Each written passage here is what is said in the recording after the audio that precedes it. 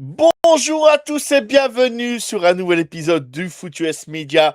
Oui, le média français qui grandit chaque jour, le média français qui avance est le nouveau média dans le paysage du football américain en France. Oui, le Foot US Media. Aujourd'hui, on va parler de la division pour moi comment on peut dire, celle qui a le plus de saveur en NFL, celle qui est la plus spéciale pour moi en NFL parce que on va parler de la FC Nord et cette division, elle est toujours incroyable. Il se passe toujours des trucs de dingue. Et du coup, j'ai deux personnes avec moi pour m'accompagner sur la FC Nord. Et qui de mieux que de Loxy en direct de Montbéliard pour nous parler de sa division. Comment tu vas, mon Lox? C'est tout moi, salut Joe sur le chat. Qu'est-ce qui se passe, les gens? C'est parti. Ça, Ça ça va, y est, on est là. on est C'est parti, mon Lox. Ça y est, t'es ouais. chaud. Depuis le temps que tu l'attends, là, ça y est, Sinon, là, ça va. là, ça y est, ça maillotche, là, ça y est, Voilà, ça y est. Hein. sinon, Hein? ça veut dire. On n'est pas des petits mecs, hein. On n'est pas Ah des non, petits vraiment mecs, pas. hein. Non. Ça y est encore. Et on l'accueille une nouvelle fois. Il nous régale de ses analyses à chaque épisode. C'est notre Ryan de la team The Trick Play. N'hésitez pas à le suivre, n'hésitez pas à les liker, n'hésitez pas à vous abonner à son compte Ryan Scoot et à lire ses fiches draft sur le site The Trick Play FR. Bonjour Ryan, comment tu vas? Ça pourrait aller mieux, Joe. Ça pourrait aller mieux? Ça pourrait Pourquoi? aller mieux, Joe. Tu respectes pas les pauses, les pauses toilettes syndicales. Ça va plus, Ah, là. pardon, Le excuse-moi. mec, Moi, je vous dis, je vous donne l'envers du décor. On a tout envoyé en back to back to back to back. On envoie les épisodes. Et qu'est-ce qu'il fait? Même pas une petite pause pub. Tu crois que ça fonctionne comme ça sur l'after foot, Joe? On n'a même pas le temps d'aller. Regarde, là, je suis plein. Voilà, ma vessie est pleine. Qu'est-ce que je fais? Je mets en pause tout de suite. Pause. Et nous revoilà après une bonne pause publicitaire. Qui a duré 16 heures. Pas plus, pas moins. 16 heures. Pas plus, pas moins. Oui, je suis très hypé par cette division et je suis très hypé d'entendre Lox ce qu'il va nous dire. Et Ryan, parce qu'il y a plein de choses à dire. On va parler de la NFC Nord. C'est quand même une division vraiment à part. Cette AFC Nord, il se passe toujours des trucs. Il y a toujours des rebondissements. Il y a toujours des matchs qui finissent, tu sais pas comment, en une prolongation. Les kickers ratent chacun leur tentative. Tu comprends pas. Et du coup, une équipe peut être très bien hypée début de saison, gagne leur premier match et après chute jusqu'à la fin de la saison, ne vont pas faire les playoffs ou l'inverse. Bref, on va parler de l'AFC Nord et on rentre dans le vif du sujet, messieurs. Et on va parler directement des Baltimore Ravens. Oui, cher à Lamar Jackson et à tous les fans des Ravens en France. On y va. Premier choix de la draft, 14e position. Le choix, le consensus, tout le monde attendait ce choix du côté des Ravens. Ça a été annoncé dans toutes les mock drafts. Olaiva Vega Ioane choisit l'offensive guard de Penn State. Au round 2, 45e position, Zion Young, le edge de Missouri. Round 3, 80e position, Jacoby Lane, le wide receiver. Round 4, 115e position, Elijah Sarat, le wide receiver. Round 4 toujours, Matthew Ebner, le tight end, qui a été choisi. Round 5, Chandler Rivers, 162e position, le cornerback. Ils vont chercher au round 5 toujours, 173e position, Josh Cuevas, le tight end. Ils vont choisir au round 5, 174e position, Adam Randall, le running back de Clemson que j'attendais et que je n'étais pas sûr qu'il sera drafté, mais je pense qu'il est tombé au bon endroit. Au round 6, 211e position, Ryan Enkley, le punter, je ne sais pas si on le dit comme ça. Ensuite, on a au round 7, Rayshon Benny, le defensive tackle, et Evan Berntsen, l'offensive guard, au round 7, 253e position. Le Foot US Media a mis B, les réseaux sociaux ont mis C. Messieurs, qui veut commencer? Loxy, tu commences? Pourquoi pas? Allez, vas-y. Alors, Commence, mon Lox. pour commencer, je trouve la note sur Instagram un peu sévère. Même si je suis pas très loin de le classement pareil. Après ça, je pense que je suis à B-, C+. Parce que C, ça reste mid. Maintenant, le besoin principal à été comblé, c'est sur la O-line. Tu perds Falele, qui était catastrophique. Tu vas aux Giants, tu prends Ioane. Tu t'es pour le consensus, meilleur joueur disponible. Là-dessus, en tout cas. Puis, à mon avis, il partirait, s'il l'avait pas pris, il partait pas très loin après, je pense sincèrement. il serait parti top 20 à mon avis. T'avais besoin d'un run stopper entre guillemets sur l'edge, je pense à Zion Young, parce que Trey Hendrickson est incapable de défendre la course, littéralement incapable. Donc votre contrebalance, il n'y a qu'une de Hendrickson avec Zion Young, pourquoi pas. Maintenant, est-ce qu'il va s'y faire au niveau de la NFL, il faut voir. Non, j'ose espérer que oui. Jacoby Lane, pour moi, en fait, je comprends pas trop le double dip sur les receveurs quasiment du même profil entre Sarah et Lane. En fait, je pense que Jacoby Lane a plus d'upside parce que Sarah n'est pas tout jeune, même s'il n'est pas âgé, et que c'était un profil particulier en CFB. C'est pas un mec qui avait dans le tracé très élaboré. Il a touché des ballons très particuliers, souvent des bas de shoulder. Donc, des balles, il crée très peu de séparation. Athlétiquement, c'est pas un monstre du tout. C'est très particulier l'attaque qu'avait Indiana. La preuve, il a marqué beaucoup de TD pour des raisons précises. Hein. Et pas parce que c'est un talentueux, même si je pense que c'est un bon joueur qui fera la maille en rotation. Et le reste de la draft, c'est des mecs que je n'ai pas trop vus, donc je vais vous en parler. Adam Randall, je sais que c'est un pilier proprio. Pourquoi pas? Allez, s'il veut faire un petit kiff, il a appelé le joueur, il l'a pris. Mais ouais, globalement, je trouve la note de C un peu sévère, même s'il y a des pics que je comprends vaguement, quoi. Ok, mon Lox. Moi, alors Adam Randall, c'est un ancien wide receiver à Clemson qui a été reconverti en fin de saison dernière en tant que running back et qui a joué toute la saison à Clemson en tant que running back. Voilà, il a encore des choses à apprendre. Mais si Clemson a réussi apparemment à performer en attaque le peu qu'ils ont performé cette année, c'est grâce à Adam Randall. Donc là, moi, je pense que derrière Derrick Henry, il va apprendre et c'est le fit parfait parce que je dis pas que c'est Derrick Henry, hein, bien loin de là, loin, très, très loin de là même, mais ça peut le même.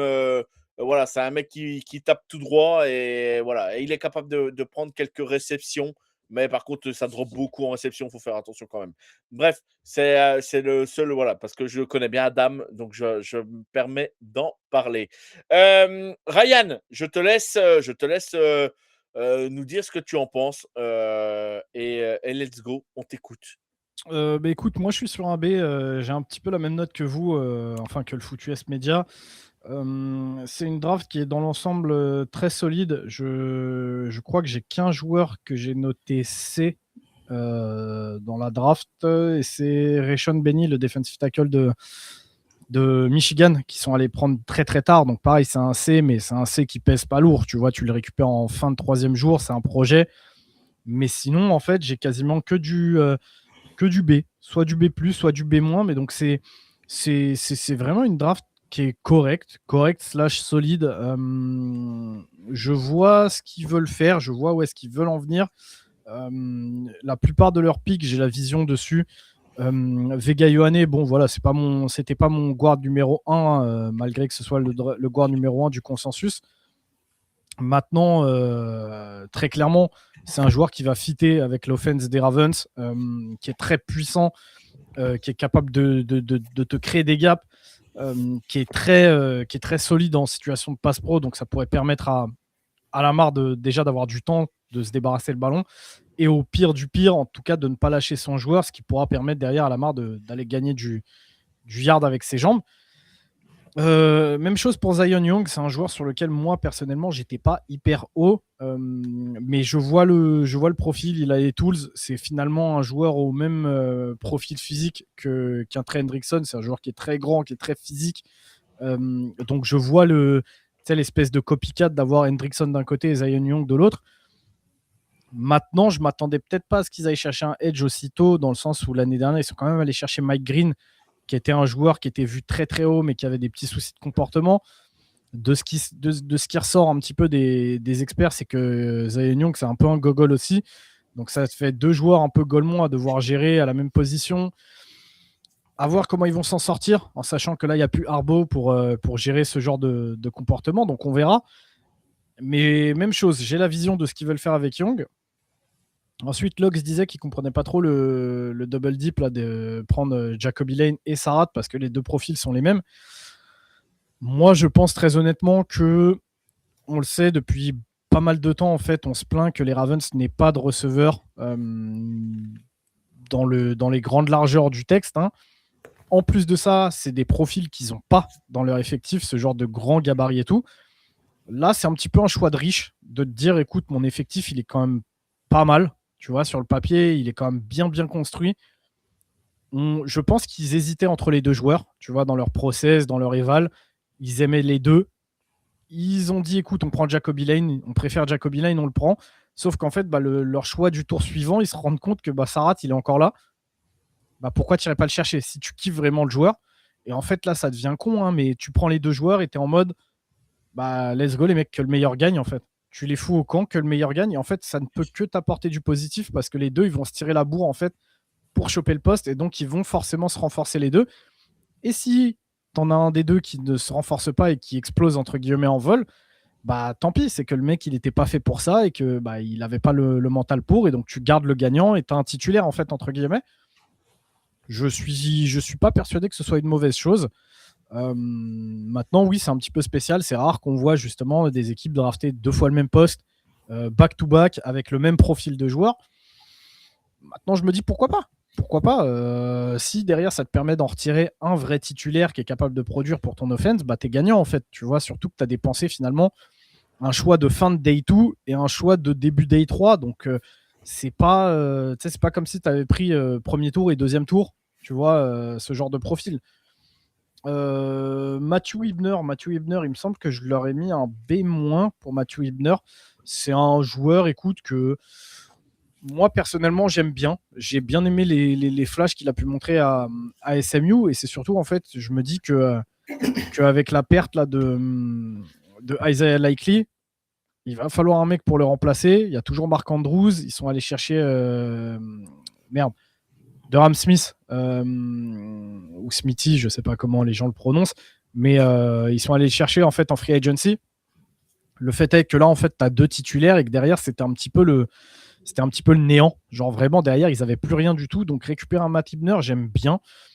La deuxième chose que j'aime, c'est en fait, du coup, si je le mets en relation avec le pic de Josh Cuevas, le tight end d'Alabama, qui lui est un petit peu plus un tight end bloqueur, tu vois, qui est plus physique, plus puissant, en fait, tu as 2 profils très différents. Donc pareil, c'est une chose que j'aime bien. Chandler Rivers, le cornerback de Duke, si je vous dis pas de conneries, attends, il faut que je vérifie, mais je crois que c'est le cornerback de Duke, Rivers. Oui, c'est ça. Oui, c'est ça. Oui, c'est ça. Ouais. Oui. Moi, j'aime bien aimer ce que j'ai vu, mais encore une fois, c'est un profil qui sera à développer. Et en fait, tu tombes dans la même chose que ce que je disais sur les receveurs, qui est, en fait, ton effectif, il est assez stack. Donc, tu peux te permettre d'avoir ce genre de profil-là à faire venir. On sait que Marlon Humphrey, ça commence à devenir un peu relou, tu vois, pour les Ravens. Tu te dis que tu draftes un mec que tu vas pouvoir former, aller à minima 1 an. Et en fait, à la fin de cette année, tu vas voir où en est son développement. Mais peut-être qu'à terme, ça va te permettre de l'inclure dans ta rotation et peut-être potentiellement de te débarrasser d'un élément qui commence à te gonfler un petit peu, en l'occurrence Marlon Humphrey.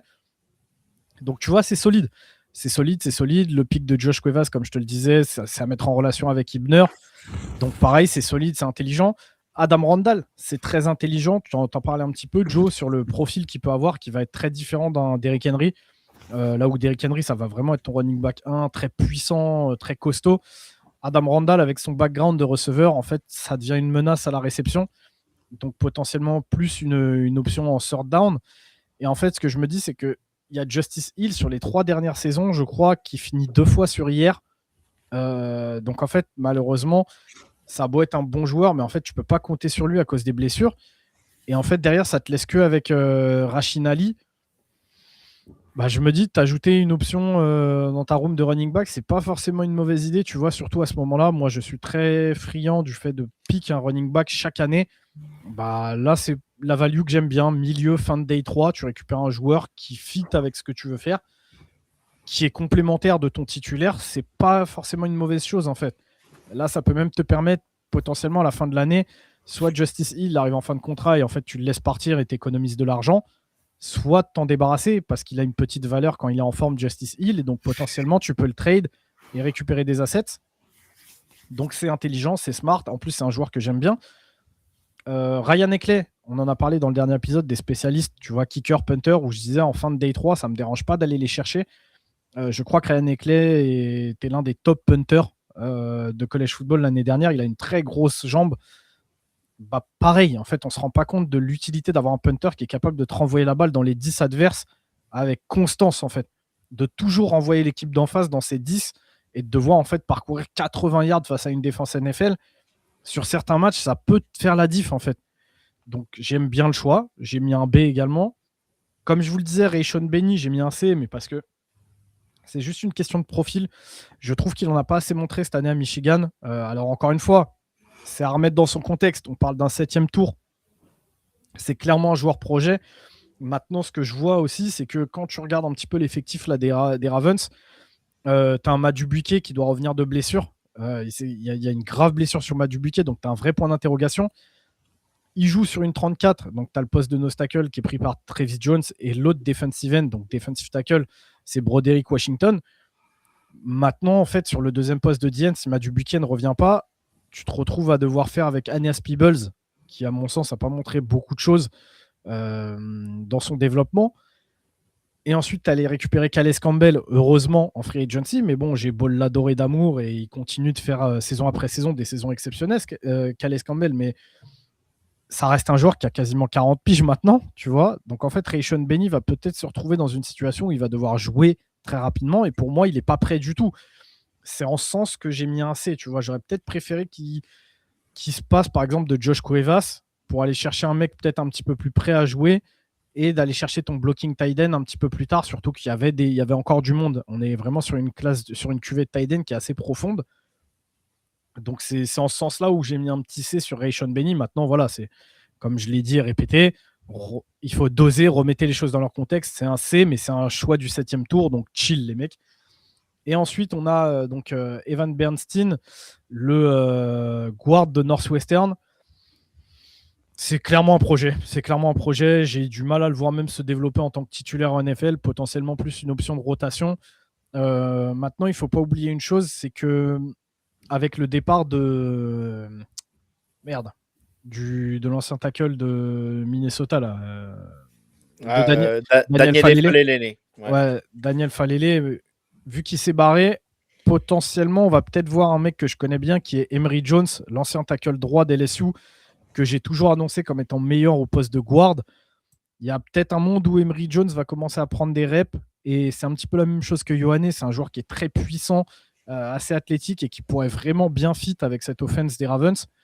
Donc je pense que le vrai projet, c'est plutôt Emory Jones qui s'est développé là pendant un an, qui va rentrer en compétition avec, je crois, John Simpson qu'ils ont pris sur la free agency.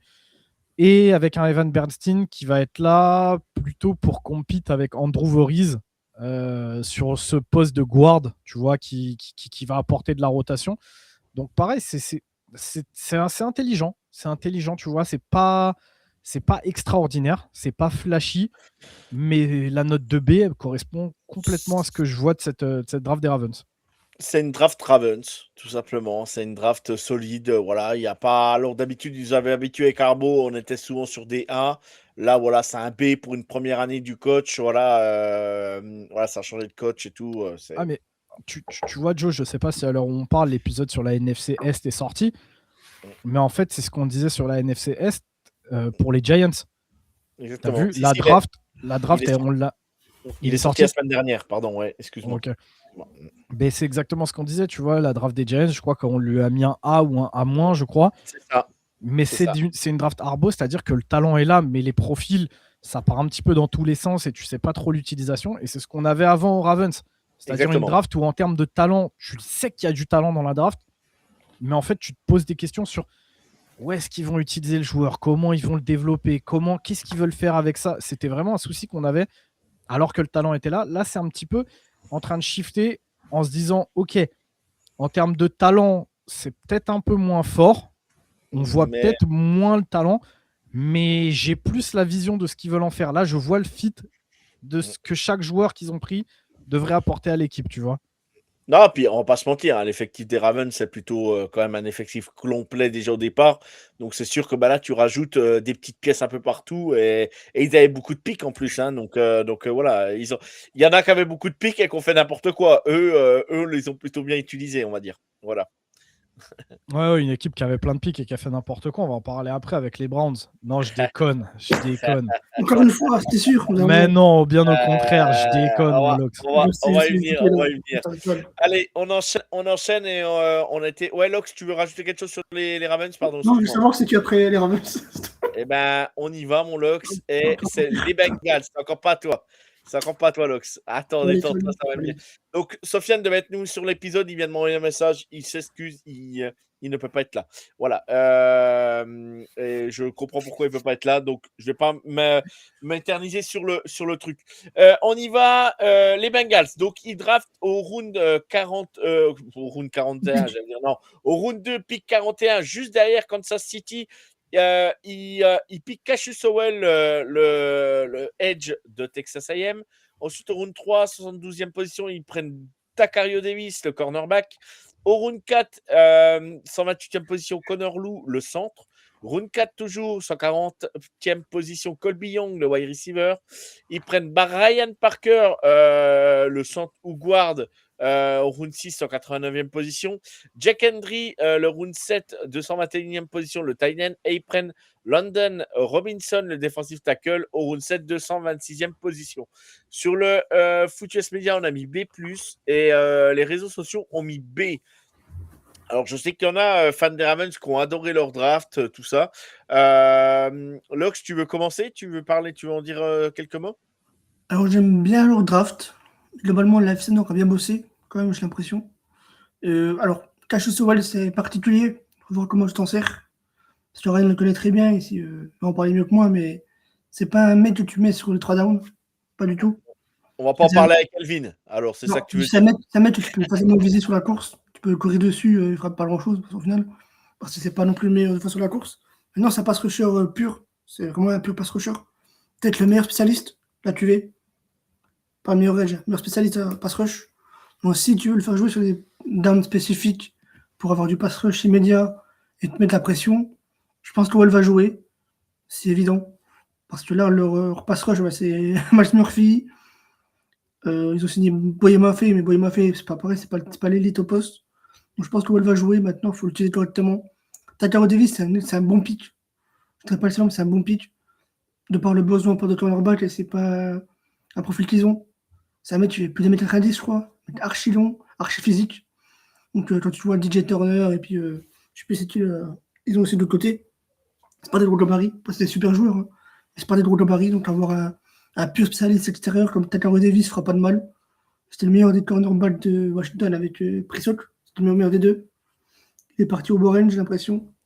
Et l'autre pick que j'aime beaucoup, c'est Connor Lew, de par son âge et le fait qu'il était souvent vu comme étant le meilleur centre en termes de prospect, pas des one, hein, parce que tu es super jeune et puis tu es capitaine d'équipe à Auburn. Malheureusement, grosse blessure. Je sais pas ce qu'il s'est fait, mais énorme blessure. Il a fait une saison blanche, il me semble, quasiment. Ou juste un ou deux matchs. Donc c'est un petit pari pour l'avenir. Maintenant, c'est en round 4, quand tu vois les centres partis avant, par exemple, ou d'autres, c'est un excellent pari. C'est le pic à faire. Et je pense que Brian Parker jouera guard. Parce que je pense que Connor Lew a plus d'upside au poste de centre. Je pense que Lew sera starter assez vite, sauf si blessure apparente. Et l'autre pick que j'aime bien, c'est London Robinson, qui a été, sur la fin du process, a pris un peu de hype. Certains en parlaient un petit peu, beaucoup plus. Maintenant, il part au 7ème tour, c'est un petit pari, mais ça reste un mec archi undersize, je crois qu'il fait 5-11. Et pour le poste, c'est archi atypique. Mais c'est un super pass rusher, de par cette qualité athlétique. Hein. Petit, donc le O-line ne défend pas pareil sur un mec de 5-11, un mec de 6-4. Parce que le point de leverage n'est pas pareil. Le centre de gravité n'est pas le même. Et surtout, c'est un archi bel athlète, donc il faut voir comment on l'utilise en NFL. Maintenant, en 7ème tour, c'est une bonne value. Après, c'est encore une fois, c'est un joueur atypique, tu vois. Être à 5-11, c'est pas tout le monde qui le fait, tu vois. Donc, si il l'utilise correctement, c'est un bon pick. Mais globalement, c'est vraiment une bonne draft. Et l'année dernière, c'était pas une bonne draft pour les Bengals. Bah, cette année, c'est mieux. Donc, et surtout, ils n'ont pas de first qu'ils ont envoyé pour Dexter Lawrence. Donc, franchement, c'est une bonne draft. Elle n'est pas excellente, mais c'est une bonne draft. Ok. Ryan. Bah écoute, moi je leur ai mis B+, donc la même note que le Foot US Media. j'ai vraiment apprécié cette draft des Bengals et je suis assez agréablement surpris d'ailleurs par ça. Au final, la plus grosse interrogation, et c'est assez cocasse, c'est que la plus grosse interrogation, c'est très certainement sur l'un de mes joueurs préférés de la draft, qui est Cassius Howell. Je vais pas répéter ce qu'a dit Lox. Excellent pass rusher, peut-être l'un des meilleurs pass rushers de la QV, mais c'est un profil qui est très spécifique, que j'aurais plus vu, moi, en tant qu'outside linebacker sur un front 3, donc sur une 34, parce que ça te permet de camoufler un petit peu son déficit en tant que défenseur contre la course. Maintenant, après coup, je commence. Alors, ça va bien faire 15 jours que la draft est passée. On a fait plusieurs épisodes de notation et tout. Et je commence à me dire que j'ai un peu plus la vision de ce qu'il pourrait faire de Cassius Howell. Je suis toujours pas très fan du pick. J'ai mis un C+. Pourquoi B+ sur la draft? Parce que je pense que sur certains picks, il y avait peut-être mieux à faire. Et que, à mon sens, ça manque d'un pick de linebacker. J'en démordrai pas. Moi, vous pouvez me dire ce que vous voulez. Autant Barrett Carter. Je pense qu'il y a encore un truc à faire avec lui.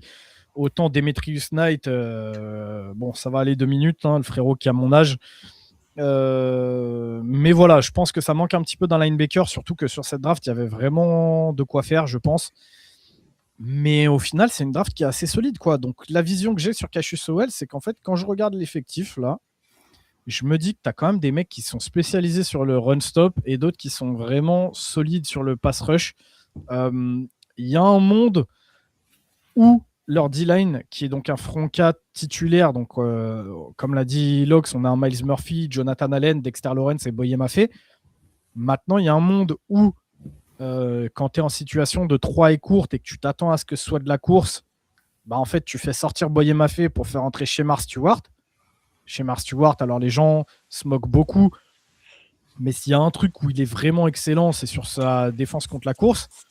Donc en fait, ça te permettrait d'avoir Myles Murphy qui est très bon contre la course, Shemar Stewart qui est excellent contre la course, Dexter Lawrence, voilà, je vais pas vous faire le CV du mec, et potentiellement Jonathan Allen, pareil, c'est pas un manchot, ou tu pourrais même faire rentrer un autre nose tackle parce qu'ils en ont derrière, du BJ Hill, du Jackson McKinley, ce genre de perso-là, tu vois, pour vraiment être très solide contre la course. Mais inversement, si tu te retrouves en 3e et 12, 3e et 15, tu peux imaginer un Dexter Lawrence, Jonathan Allen pour leur pass rush, faire sortir un Myles Murphy, remettre Boye Mafe sur le terrain avec Cassius Howell, et où là, en fait, tu aurais des spécialistes pass rushers. Je vois un peu le truc. Ça ferait plus de taf pour le coaching staff parce que tu as des changements de personnel. Il faut que tu sois plus pointilleux, tu vois, sur tes rotations. Mais je capte un peu plus. Maintenant, comme je le dis, pour moi, ça reste un profil que je ne serais peut-être pas allé chercher. Quand j'ai un front 4, je veux des mecs un petit peu plus complets. Et ça me fait chier de le dire parce que c'est un mec que j'adore, Cassius Howell, mais les Bengals, c'est peut-être pas le meilleur fit, tu vois. Tacario Davis, excellentissime. Je crois que j'ai mis un A+. Pour moi, ça fait partie des profils de cornerback que je cherchais le plus, que j'aurais adoré voir à Washington, mais maintenant on a décidé de ne pas le prendre. Ça, c'est une autre histoire.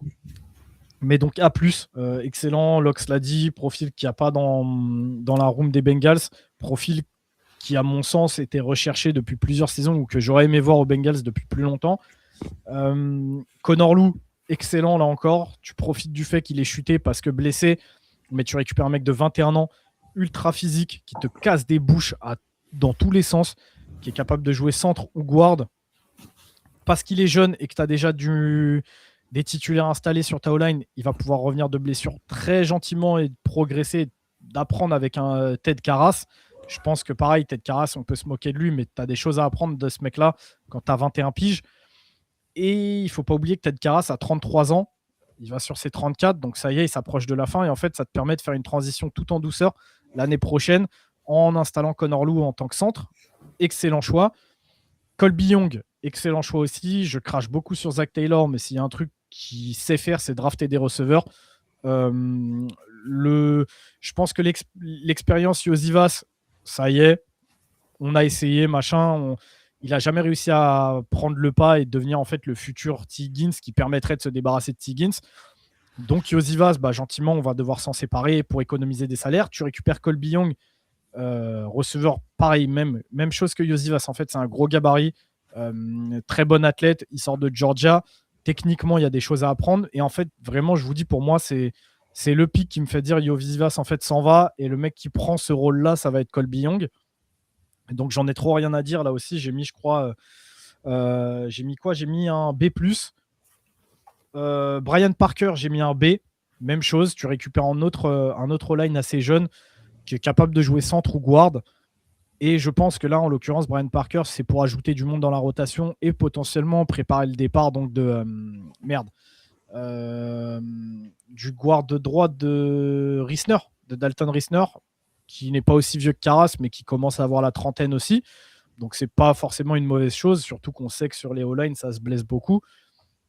Jack Andrews, c'est le choix où, comme je vous dis, j'ai un petit peu plus de mal. Pas sur le profil. Même chose, j'ai la vision, c'est pour commencer à préparer la suite d'un Mike Gesicki, tout ça, c'est pour commencer à rajeunir un petit peu ta room de tight end. Mais comme je vous le disais, je pense qu'à ce moment-là, c'était peut-être le moment où je serais allé chercher moi un linebacker. Un profil très différent de ce qu'ils ont, c'est-à-dire qu'avec Demetrius Knight et Barrett Carter, ils sont allés sur des profils d'un petit peu des gogoles ultra physiques. Bah là, je serais peut-être allé complètement à l'opposé en allant chercher un Torian York qui finit undrafted free agent, qui est lui tout l'inverse, c'est-à-dire un mec qui a un gabarit un petit peu undersize, un petit peu léger, qui n'est pas forcément le plus gros athlète au monde, mais par contre, c'est un cérébral. C'est un joueur qui est très intelligent, qui lit le jeu, c'est un vrai joueur de foot.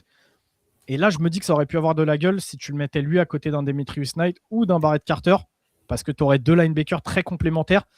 Et là où le mec très physique va aller bouffer des blocs, va aller blitzer, va aller en fait attirer les blocs, tu as ton mec un petit peu plus intelligent qui aurait pu naviguer entre les blocs et aller te récupérer des plaquages. Ça aurait été un truc que j'aurais bien aimé voir, moi. Ça aurait été un truc un petit peu intelligent. J'aurais bien aimé. Maintenant, c'est pas arrivé. Jack Andrews, c'est pas un mauvais pick, mais je pense qu'ils auraient pu mieux faire. Et enfin, j'ai mis un A- pour Landon Robinson. Moi, c'était un de mes chouchous, potentiellement un de mes sleepers. C'est la même chose que Cassius Howell. Je suis pas sûr qu'on tombe dans le meilleur environnement pour Landon Robinson. Je pense que lui, pour son développement, le mieux aurait été de tomber dans une équipe qui joue de la 34, où il aurait pu jouer en tant que D-end, donc defensive tackle, hein, mais sur un front 3, donc avec un vrai nose tackle qui lui permet en fait de travailler en 1 contre 1 contre des tackles ou contre des guards. Là, une 40, c'est un peu plus compliqué. Ouais, il va jouer Tech 3, mais ça te demande un petit peu plus de responsabilité sur la course, je trouve. On va peut-être moins profiter de ses talents en termes de pass rusher. Comme l'a dit Locke, c'est un mec qui est vraiment undersize pour le coup. 5'11", je crois qu'il a 280 pounds à peu près. Donc il est léger, il est petit. J'ai peut-être un peu plus de mal à le voir exister en fait sur un front 4.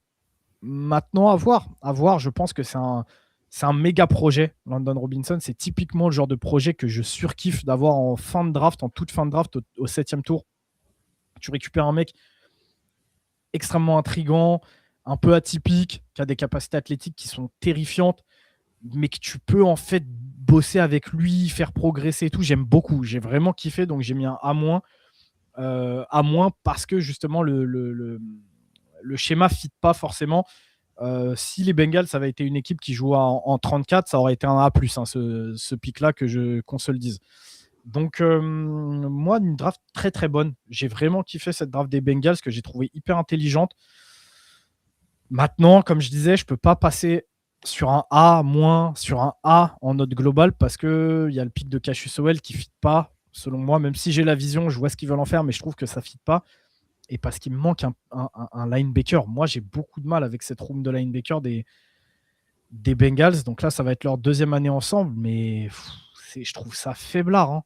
Je trouve ça vraiment faiblard. Quand tu as ta doublette de LB, c'est Demetrius Knight et Barrett Carter, c'est faiblard au possible. Et surtout, là, si tu en as un des deux qui se blesse, tu pars sur Oren Burks ou Shaka Hayward. Waouh, tu vois ce que je veux dire. Donc, voilà pourquoi je peux pas leur mettre un A ou un A+, ou un A-, mais ça reste super solide et j'ai vraiment kiffé cette draft des Bengals. Juste pour finir, en plus, tu as raison, dans le sens où en AFC Nord, ça court énormément. Donc, si tu as une paire de linebackers qui est incapable d'élever le niveau et finalement d'être juste moyen, tu vas te faire rouler dessus, en fait. Ouais. Possible ou pas, on verra. Mais moi, ce qui m'embête le plus en plus chez les Bengals, c'est qu'il y a de plus en plus de joueurs de Clemson. Et ça me fait chier. Voilà. Mais c'est pour ça, du coup, qu'ils sont nuls. Tu sais, genre Carré compris. Mais pourquoi tu parles d'un joueur de Clemson? En plus, ils en ont même pas drafté. Non, ils n'ont pas Fais drafté, attention, mais t'es en train de devenir comme Kevin. Hein. T'es en train de tout ramener à Clemson. Oui, bien sûr. Non, mais Barrett Carter, Dexter Lawrence, T. Higgins, voilà. Murphy. Murphy, voilà, il y en a plein. Bref, allez, on enchaîne. Je tombe dans mes déboires. On enchaîne et on va parler. Voilà, attention. Alors là, attention. Je cite les noms et après je le lance. Le très haut niveau. Sur l'autoroute du kiff. Alors, les Cleveland Browns ont drafté au round 1, pick 9. Ils ont reculé avec Kansas City. Ils piquent Spencer Fano, l'offensive tackle, guard, voilà, peut tout faire sur la O-line. Joueur de foot. Ensuite, en 24e position, toujours au round 1, ils prennent Casey Conception, le wide receiver. Ensuite, au round 2, en 39e position, ils prennent Denzel Boston, le wide receiver. Au round 2, toujours 58e position, ils prennent Emmanuel McNeil Warren, le safety de Toledo. Au round 3, 86e position, Austin Barber, l'offensive tackle. Au round 5, 146e position, Parker Biceford, le centre. Au round 5, 149e position, Justin Jefferson, le linebacker. C'est pas le même, hein, mais voilà. Round 5, toujours 170e position, Joy Royer, comment on le dit, Tyden. Round 6, 182e position, Tyler Green, le quarterback. Et au round 7, 248e position, Carson Ryan, le Tyden. Le Foot US Media a mis A+, sur la draft des Cleveland Browns et les réseaux sociaux A-. Ryan, on laisse le petit Loxy commencer. Non, on voit Ryan. On envoie Ryan en premier. Vas-y, Ryan, alors commence, vas-y. Bah écoute, déjà le A+, il faut doser. Je pense que les gens, ils sont heureux pour Loxy, mais c'est pas une note A+, pour moi. Moi, j'ai un A-. Je suis plus raccord avec Twitter et Insta. Pourquoi moins? Pas tant pour les joueurs, mais plutôt sur, encore une fois, leur utilisation potentielle. Et certains joueurs, au moment où ils sont partis, je pense là déjà à Spencer Fano. Lox me dit et me répète qu'il y a des vraies chances qu'il joue left tackle. Bah désolé, mais si c'est pour le faire jouer left tackle, j'ai un petit peu du mal et je peux pas lui mettre un A+. Donc en fait, ça me met qu'un A. Je suis pas sûr que ce soit ce qu'il faille faire avec Spencer Fano. Maintenant, encore une fois, l'avenir nous le dira. Hein. Peut-être qu'il va être excellent, mais je pense pas. Je pense même qu'il va peut-être galérer à ce poste-là pour commencer. Ça n'empêche que c'est un excellent joueur et que pour commencer la draft, j'ai 4 joueurs sur lesquels j'ai un A. Encore une fois, pas de A+, mais des A. Donc ça reste quand même très solide. Mais donc, quand je vois le Foot US Media qui met A+, j'ai un petit peu du mal, surtout quand on voit comment derrière ça continue cette draft. Alors, c'est moi qui ai mis A+, je vais juste redonner vite fait le truc. Du moins, c'est moi qui ai mis A+. Non, c'est pas moi qui ai mis A+, parce que c'est le consensus. Trafique les notes. Non, je trafique pas les notes. Non, c'est juste pour dire, il y a 10 votes, il y a 10 votes avec A, il y a un vote avec B et un vote avec C. Et je me dis, il y a tellement de votes A, j'ai mis A+, sur la note. Voilà, parce que j'ai pas fait de A+, A- sur le Discord, vous le savez très bien. Il vit pour le buzz, le mec, il change les notes des gens. Et le C, on l'oublie là-dedans. Et du coup, oui, le C aurait pu mettre le A tout court. Mais j'ai mis A+, parce qu'il y a 10 votes. Il n'y a pas eu de... Il n'y a pas eu de consensus il y aurait eu 2 ou 3 votes sur le B, j'aurais pas mis A+. Mais là, vu que le consensus a mis tout le monde A, j'ai mis A+, c'était en hommage pour mon Lox aussi en même temps. Mais c'est je suis pas mort, hein. Je suis pas mort. C'est au calme. Non, mais hommage, parce que moi, ce qui est terrifiant dans cette draft, Loxy dit, je veux Casey Conception, il l'a. Je veux Denzel Boston, il l'a. Je veux Emmanuel McNeil, il l'a. Il dit, à un moment donné, il vient sur le chat, Justin Jefferson, je le prendrais bien. Bon, il l'a. Bon, il y a que Tyler Green, là, par contre, je pense qu'il ne le voulait pas, mais... Mais même là, on pourra en parler. Moi, je suis pas complètement contre. Ouais, très clairement. Mais Mais donc, non, moi, j'ai pas un A+, mais j'ai un A-. C'est franchement une draft très solide. J'aimerais que les Browns draftent plus souvent comme ça. Je pense que Loxy serait pas dans cet état mental si c'était le cas. Parce que j'ai aucun doute sur le fait que là, il se soit renforcé sur plusieurs positions. J'ai aucun clairement, doute que là, ils aient récupéré des mecs qui vont être capables d'apporter à cette équipe dès leur première année. Mais en vrai, Spencer Fano, c'est validé. Casey Concession, c'est validé. Denzel Boston, c'est validé. Emmanuel McIlwarren, c'est validé. Parker Brailsford, c'est validé. Dans une moindre mesure, Justin Jefferson et Austin Barber aussi. Là, c'est plus une question de profil et en l'occurrence pour Austin Barber, de où est-ce que tu es allé le chercher, qui me dérange un petit peu.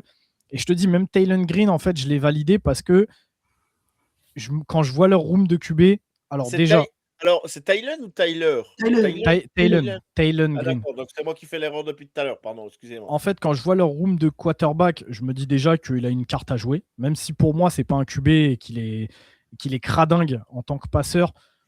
Quand tu vois le reste de la room, il y a vraiment un monde où, en fait, s'il est capable d'apprendre et de progresser sur ses lancers, je ne vois pas pourquoi il n'aurait pas sa chance. Mais je me dis également qu'en fait, avec ses capacités athlétiques, déjà, tu peux le faire rentrer sur certains packages si tu es intelligent. Et même si tu le décides et que lui comprend enfin, il y a un monde où tu peux le changer de poste, et en l'occurrence un poste de receveur, où c'est un athlète plus. Et donc, si il est capable de faire cette transition, tu as un monde où tu récupères potentiellement un receveur titulaire. Donc, même là, j'ai une note de B+ sur Taylor Green, tu vois. Maintenant, là où j'aime un petit peu moins, donc Justin Jefferson, où le pick, je t'avoue que je suis pas hyper fan. C'est un joueur que j'aime bien, mais encore une fois, je pense qu'en linebacker, tu avais peut-être mieux à aller chercher, ou un truc qui, à mon sens, pourrait être plus complémentaire de ce que tu as déjà dans ta room. Faut pas oublier que là, ils sont allés chercher Quincy Williams en deuxième linebacker, à mettre à côté de Carson Schwarzenegger. Donc, tu as deux mecs qui sont assez jeunes, deux mecs qui sont clairement tes titulaires. Donc, ça veut dire que Justin Jefferson, au mieux, c'est un projet. Au pire, c'est une option de rotation. J'ai peut-être un profil que je serais allé chercher plutôt que Justin Jefferson dans ce délire-là. Et enfin, Austin Barber, c'est un joueur où, en fait, quand tu regardes la liste, c'est le 5e pick, tu vois, des Browns. Donc, tu peux te dire, oh, ça va, c'est leur 5e pick et tout, tant pis, même s'ils reach un petit peu. Mais le problème, c'est qu'en fait, il ne faut pas oublier qu'ils sont allés le chercher très tôt, en fait, avec leur choix du troisième tour. En fait, Austin Barber, c'est un 3e tour. Et là, ça me dérange un petit peu plus parce que oui, le joueur, il est extrêmement physique. Ouais, c'est un très bon athlète. Maintenant, il y a énormément de choses à travailler. Donc, j'ai du mal à voir ce type de profil-là sortir au 3e tour. Même chose, il faudrait que je vois quel tackle restait sur le board à ce moment-là. Mais je dis pas que c'est un mauvais joueur. Juste, c'est pas un pic que je pourrais noter A. Je l'ai noté en C+, parce que pour moi, c'est vraiment trop tôt. Maintenant, voilà, ils ont fait un home run en fait avec leurs 4 premiers picks. Ils sont amoureux d'Austin Barber, ils vont le chercher. Je peux le comprendre. Juste, moi, j'aime pas. Donc, je peux pas lui mettre un A. Même chose pour Justin Jefferson. Donc, en fait, ça me fait baisser un petit peu la note. Mais la draft, elle est excellente là pour Cleveland. La draft, elle est excellente. Ils se sont renforcés vraiment à plusieurs positions avec des mecs qui vont être capables de performer tout de suite, avec des profils à développer. Donc, qu'est-ce que tu peux demander de plus, tu vois? Mais je ne sais pas si les gens ont souvenir, mais les dernières années, bon, l'année dernière, c'était un peu bizarre leur draft, mais l'année avant, je ne sais pas si tu te rappelles, il y a 2 ans, on avait mis encore une bonne note. Le consensus général avait trouvé que la draft des Browns, c'était plutôt bonne. C'est des gens plutôt qui draftaient plutôt, on va dire bien, mais après, c'est l'intérieur, comment ils développaient les joueurs avec leur head coach qui a, pour moi, qui a empêché peut-être l'éclosion de certains talents ou de certains joueurs qui n'avaient pas le talent ou ça n'avait pas été bon. Alors, je dis pas que c'était des A, hein, les drafts, mais c'était pas non plus les drafts catastrophiques, si j'ai des bons souvenirs des Browns. Peut-être la draft il y a 3 ans, peut-être, je sais plus. Bref, mais l'année dernière, ils draftent quand même un Carson Schwarzenegger, qui est l'un des meilleurs linebackers de la ligue aujourd'hui. Il y a quand même des choses intéressantes à chaque poste. Là, cette année, Il y a vraiment, quoi ils ont. en Ouais, vas-y. 2023, ils avaient drafté Cédric Tillman, Siaki Ika, Dawan Jones, Isaiah McGuire, Ouais. Dorian Thompson-Robinson, Cameron Mitchell et Luke Wypler. Shaki Ika, on était chaud dessus, ça n'a pas Ouais, fité, ouais. voilà, ça n'a pas été, voilà, ça n'a pas été, mais même, je sais que Val sur le receveur d'Iowa, ouais, c'était Iowa, hein, je crois, si je me trompe pas, ou Iowa State, je sais plus exactement, Iowa State, je crois, si je me trompe pas, Tillman, non, c'est pas ça? Non, je crois que c'est Tennessee, Tillman. Tennessee peut-être, ouais. Alors Tennessee, pardon, je dis une bêtise. Mais on était quand même, voilà, on n'était pas non plus, voilà, on n'avait pas mis A, mais c'était des drafts qui étaient plutôt sympas à suivre pour les Browns. Mais ça n'a pas été et voilà. Là cette année vraiment, ils ont bien travaillé, je trouve. Voilà, ils ont bien travaillé. Et moi, je suis désolé. Moi, je pense que il y a eu certaines mauvaises drafts. C'était aussi dû peut-être au duo Stefanski et le GM qui est voilà je sais pas, voilà, c'est mon Parce point que de vue perso. ouais, non, mais très clairement, là, ça fait 2 ans où moi, je suis désolé, leurs drafts, elles sont excellentes, hein. L'année C'est ça. dernière, ils récupèrent Mason Graham, Schweizinger, Quinshon Judkins, Harold Fannin. Ensuite, il y a les Ouais. 2 pics, là, Dylan Gabriel et Shedeur Sanders, mais ils récupèrent aussi Dylan Sampson. La draft, elle est excellente l'année Il y a dernière. que des joueurs qui jouent, quoi. Il y a que des joueurs qui jouent à part les deux QB, mais sinon il y a que des joueurs qui jouent, J'ai quoi, hein. joué, mais chez d'autres, quoi. Il y a joué et joué au niveau où il joue. Parce que là, En plus, tu ouais. regardes Mason Graham, Schweizinger. Moi, j'étais un de ses détracteurs parce que j'avais un vrai doute sur sa capacité à jouer rapidement. Je voyais le potentiel, mais pour moi, il allait nécessiter beaucoup plus de travail. Mais c'est Mais bien en fait, adapté, ouais. là, tu regardes, Schweizinger, c'était un des top linebackers en NFL, pas seulement en AFC North, tu vois. Non, non, Mais ouais, sur la NFL en général, ouais. Mason Graham, il a fait une saison excellente. Quinshon Judkins, c'est clairement un running back 1. Harold Fannin, c'est clairement un tight end 1, tu vois. Donc, c'est excellent. C'est Ouais, c'est excellent. excellent, c'est excellent, ouais. Et je pense que cette année encore, on risque d'avoir des joueurs qui Et vont être capables de produire tout de suite, tu vois. alors, Denzel Boston, je suis pas son plus grand fan, mais l'idée de Conception Boston et puis Judy. Jerry Judy à côté, bah je me dis ouais. En plus, Harold Fanning de l'autre côté en tant Mhm, que tight end qui est sympa mhm. à la réception, ça a de la gueule quoi, ça a de la gueule Ah quoi. ouais, ouais. Ça a vraiment de la gueule quoi. Dommage qu'ils Euh, aient pas de QB. voilà. Alors, il y a l'espoir des Sean Watson, peut-être qu'il s'est bien entraîné, j'en sais rien. Moi, j'en parlerai plus de ce QB, voilà, parce Non, que Loxy, il est voilà. prêt pour l'année prochaine. Il va aller nous chercher son QB l'année prochaine. C'est possible. Tu veux Arch Manning? Franchement, en vrai, si Archmanin poursuit la fin de saison qu'il a fait dernière, why not, hein, son saison complète, pourquoi pas, hein. Va chercher Dante Moore. Ouais. Moi, c'est Julien Loyaux, donc oui, il a choisi Franck Thébourg, parce que c'est plus long. Mais... Bon alors, Lox, on t'écoute. excellent draft, si ce n'est une des meilleures au global, top 3, peut-être, sur le consensus d'évaluation. Au-delà des joueurs, c'est le process qui a été excellent, surtout par rapport à Fano. Fano était en discussion pour le 6e choix des Browns, avec Tyson et Moigoa. Et d'après les insides, les Browns ne savaient pas que les Saints prendraient Tyson. Du coup, ils ont pris le meilleur joueur disponible en trade down. La chance, ils avaient les deux possibles, Tyson et Fano. Et Fano était le numéro 1 parmi les trois des choix possibles. Ils ont pris qui, selon eux, était le meilleur tackle. D'après eux, après, c'est peut-être les. Ça laisse tout de Cleveland, c'est pas moi. Donc, choix cohérent. En plus, c'est un super mec, c'est important. Parce que juger l'humain comme ça compte quand tu évalues une draft et un roster NFL. Excellent pick. Conception, il a été drafté surtout parce que les Browns ont appris que s'il n'était pas pris maintenant, il serait pris après, il l'aurait pas eu. Passé sous le nez. Profil archi particulier, Conception. Parce que souvent, les personnes à Paris pensent que c'est un slot receveur. Non. Il peut l'aligner partout. Il a joué aussi à North NC State, il a fait running back. Il a fait receveur slot extérieur. Il est archi complet. Maintenant, son souci, c'est les drops. Après, c'est ce qui se travaille, hein. Pour moi, c'est la concentration de la technique et pas du talent. Il a des vraies bonnes mains. Il a montré sur certains matchs. Face à Notre-Dame, surtout Notre-Dame. Il a fait un gros match face à un mec projeté la prochaine top 10. Excellent pick. Et là, pour le coup, le double dip est compréhensible parce que tu prends un joueur qui est archi différent, qui est grand, qui est physique, qui joue sur la physicalité, Denzel Boston. Encore une fois, ça prouve qu'on n'avait pas. Tillman s'en rapproche, mais blessé. N'est jamais. Oui, ça marche pas, ça fonctionne pas, Tillman, faut le dire. Oui. Boston à 100%, il est bien meilleur que Tillman, malheureusement. Et il va jouer des one, il aura des temps de jeu, des targets, ça c'est sûr.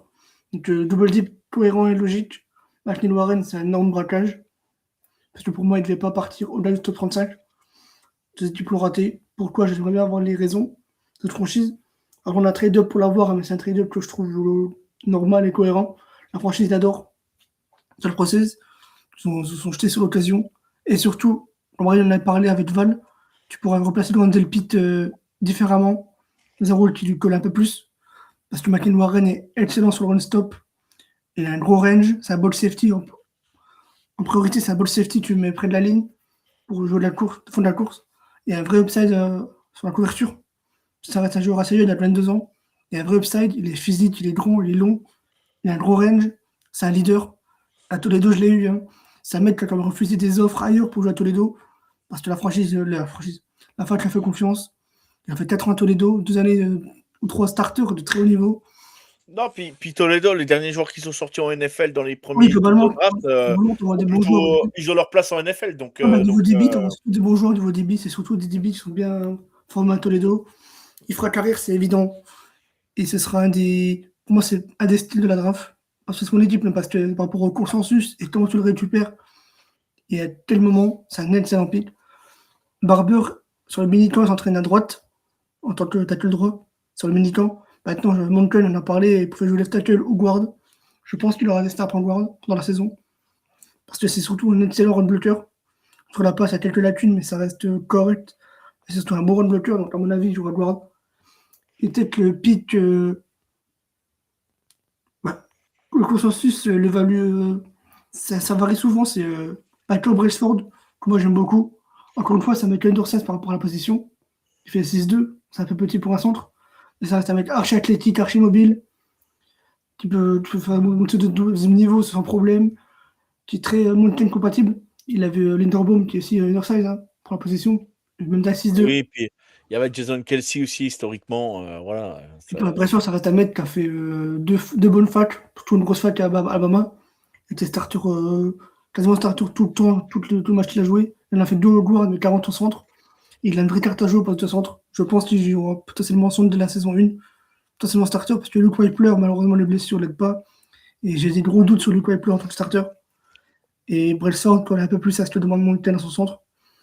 Donc, encore une fois, c'est un petit style parce que Brailsford était pour certains vu assez haut dans le consensus dans le centre. Tu le prends en round 5 sans bouger. C'est très bien, ça ne me dérange pas. Jefferson, c'est surtout un special teamer. Enfin, il a l'air d'aimer la special team, ce qui n'est pas tout le temps pas évident. Donc, je pense qu'il y aura des snaps en tant que linebacker parce que c'est surtout un gros athlète qui peut faire sideline to sideline assez facilement. Donc, j'ai des athlètes qui tapent très fort au plaquage. Il a quand même envoyé des tampons de Barjo, donc il tape très fort. Maintenant, est-ce que tu vas jouer à 2 linebackers ou 3? Comme l'a dit Ryan, les deux, c'est Williams et Schlesinger all day. Aucun doute là-dessus. Il n'y a pas de concurrence pour Jefferson, malheureusement. À part si tu joues à 3 linebackers. J'en doute. Et Joe Royer jouera aussi parce que tu as perdu Njoku. Et il te faut un tight end 2 viable et capable. Joe Royer a d'excellentes mains. C'est pas un mec qui fera être numéro 1 en NFL, mais c'est un mec qui jouera en NFL. Maintenant, comment tu l'utilises, je ne sais pas. Mais tu as ton tight end numéro 2 à la réception, qui est correct, moyen en bloc, mais c'est pas grave. Parce que t'as récupéré un football, t'as Carson Ryan qui doit bloquer. Tout l'intérêt, t'as Elon Green, ça se discute actuellement. En discussion pour jouer des packages particuliers, que ce soit short yardage, red zone ou sur des situations spécifiques. Tout l'intérêt, Ryan, comme il l'a dit aussi, je pourrais en continuer, c'est pas un bon passeur. Malheureusement, il a une mécanique catastrophique. Et qui un peu gâche tout. En fait, t'as pas de bonne mécanique, ça gâche en fait ton lancer. Tu as beau faire mettre tout ce que tu veux dedans, si ta mécanique n'est pas bonne, ton lancer n'est pas bon en fait. Donc c'est du travail. Ça va être aussi d'être un super mec. Donc si c'est un mec qui bosse, qui donne les moyens, en plus d'avoir des snaps en année 1 en tant que coureur entre guillemets, parce que je pense que tu les auras. Parce que le profil archi particulier fait 6'6, plus de 100 kg, fait quasiment 2 mètres. Enfin, physiquement, c'est un alien pour le poste. C'est pas. Il y a que Josh Allen qui se rapproche, mais Allen est beaucoup plus lourd. On parle d'un mec qui fait 436 ou 140 yards. Pour le coup, je pense que c'est un mec qui peut créer du big play juste par ses jambes en fait. Et ça, dans la room de Cleveland, on se l'a pas en fait. Chez Dour, il ne bouge pas beaucoup, pas très bien, même s'il y a des progrès. Watson, il est en fin de vie, fin de carrière. Dan Gabriel, c'est un abus, donc il peut courir autant qu'il veut, ça ne passera pas. Donc, ouais, tu m'as dit, Ryan, Talon Green, ça peut être un pari par rapport à comment tu le prends, est-ce que tu vas en faire et où tu le prends. Bah, c'est un pari qui a du sens. Parce que Moncton adore les QB mobiles. C'est la seule dans la room qu'il a, donc Green aura un rôle à jouer. Maintenant, en tant que QB starter, il startera pas en NFL, Dewan. Ça, c'est évident. Il startera sûrement jamais en NFL, hein, en tant que QB. Maintenant, ça reste un mec qui peut faire une longue carrière de par ses jambes, en fait. Un mec qui peut faire 3-4 équipes et faire plus de 200 matchs en NFL parce que le mec court vite et bien. Tout dépend pour qui il est coaché. Carson Ryan, ça dépend s'il joue fullback ou quoi, mais Imo, c'est plutôt un tandem bloqueur qu'autre chose. Maintenant, il a une seule grosse saison de production à BYU. Une dernière qui est vraiment correcte, donc il faut voir. C'est le pic dont je me fous un petit peu parce qu'il ne jouera pas des masses. Mais dans tout ce de la liste-là, tu as peut-être la moitié qui vont jouer en NFL des One, qui aura un rôle à jouer. Et rien que ça, c'est une grosse victoire, tu vois. Rien que ça vaut tout l'or du 1, monde. 2, 3, 4. T'as 5 starters des One, là. Et ça vaut tout l'or du monde, hein, mon Lox. T'as 5 starters, en fait. Ok, très bien. Ben voilà, on a été plutôt complet. Ryan, tu rajoutes quelque chose ou on enchaîne? Non, d'accord. Allez, mon Lox, on a été très dithyrambique sur la draft des Browns. Espérons que l'OM draft pareil l'année prochaine. Allez, on y va. Un directeur sportif. On enchaîne et on va parler de ta deuxième équipe préférée, Lox. Les Steelers. Les Steelers. Alors, il s'est passé quand même une chose incroyable, c'est que les Steelers étaient pour leur premier pick chez eux. La draft était chez eux, je le rappelle. Étaient au téléphone avec Michael Lemon pour le drafter. Et du coup, les Eagles sont passés devant grâce aux Dallas Cowboys. Et du coup, ils ont pas paniqué. Ils ont perdu Michael Lemon. Mais par contre, derrière, ils draftent au round 1, 21e position, Maxi Enachor, l'offensive tackle d'Arizona State. Ils draftent au round 2, 47e position, Jamie Bernard, le wide receiver d'Alabama. Au round 3, 76e position, Drew Allard, le quarterback de Penn State. Round 3, toujours 85e position, Dalen Everett, le cornerback de Georgia, si je ne me trompe pas. Round 3, toujours 86e position, Kennings Dunker, l'offensive tackle avec le plus beau mulet de la planète. Ensuite, il draft au round 4, 121e position, Kaiden Wedgen, le wide receiver. Wedgen, ouais. Au round 5, il draft 169e position, Riley Nowakowski, l'avancante de la Pologne, qui va suppléer à Lewandowski. Round 6, 210e position, Gabriel Rubio, le défenseur du Paraguay, le défensive end. J'arrête mes conneries. Round 7, 224e position, Robert Spear Jennings, le safety. Et round 7, Eden Reich, merci, le running back. Le latéral droit du Schalke Mounfir. Ouais, attends. Le Footchess Media a mis une note de B. Je dis attends mon fils à côté, excusez-moi. Et Instagram et X, les réseaux sociaux, ont mis A-. Je vous écoute, messieurs. Loxy prend la parole. Je t'écoute. Alors c'est paradoxal. Il y a des pics kata, dont un plutôt, qui est Dalen Everett, qui est naze au possible. Je pense que intrinsèquement c'est peut-être le pire quand on est en bas de la cuvée. J'en sais rien, mais en tout cas, il est bien bas, hein, il racle le fond. Il est bien naze. C'était le seul vrai mauvais pick, je trouve. Parce que Iheanacho, c'est excellent.